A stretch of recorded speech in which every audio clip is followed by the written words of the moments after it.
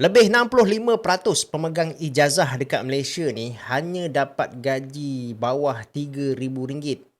Cukup-cukup makan je. Kenapa angka RM3,000 ni menjadi persoalan? Ini kerana untuk market rate sekarang lah, fresh graduate punya gaji average adalah dalam lingkungan RM3,000. Jadi kalau dapat bawah RM3,000 tu maksudnya di bawah market rate lah. Rendahlah gaji tu. Bukan tu je, lebih menyedihkan lagi, lebih 70% graduan terpaksa bekerja dalam sektor separa mahir ataupun tak mahir langsung. Ada yang belajar kejuruteraan tapi akhirnya menjadi salesman. Angka-angka dan dapatan ni sebenarnya diperoleh daripada kajian di bawah Malaysia Labour Market Insight Series. Okey, saya nak share dengan korang lah pandangan saya. Apa maksud semua ni? Maksudnya, kalau kita tengok struktur ekonomi kita sedang berubah, akan secara automatik mengubah pasaran kerja. Macam mana kalau saya bagi tahu korang, pasaran kerja sektor formal semakin mengecil setiap tahun.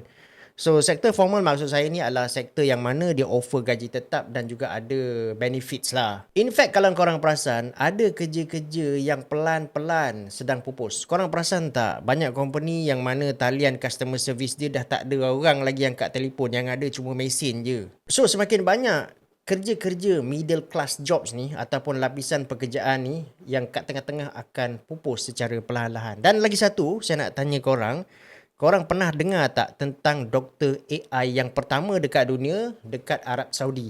Doktor ni dinamakan Dr. Hua. So, apa maksud dekat sini? Maksudnya, kerja jadi doktor pun tak selamat pada masa depan sebab boleh digantikan dengan AI. Lagi satu, korang dengar tak? Baru-baru ni ada 3 pegawai bank yang ditahan SPRM sebab pengubahan wang haram RM21 juta. Dan benda-benda macam ni lah yang melibatkan human error, mistake, kecuaian, kerakusan dan sebagainya akan mempercepatkan proses di mana manusia akan digantikan dengan AI. Lagi satu, trend penyusutan peluang pekerjaan dia selari dengan trend global dan salah satu pendorong utamanya adalah AI. Laporan Future Jobs 2025 oleh World Economic Forum anggarkan bahawa antara 2025 hingga 2030 sebanyak 22% pekerjaan yang ada akan terjejas. So, siap sedia guys.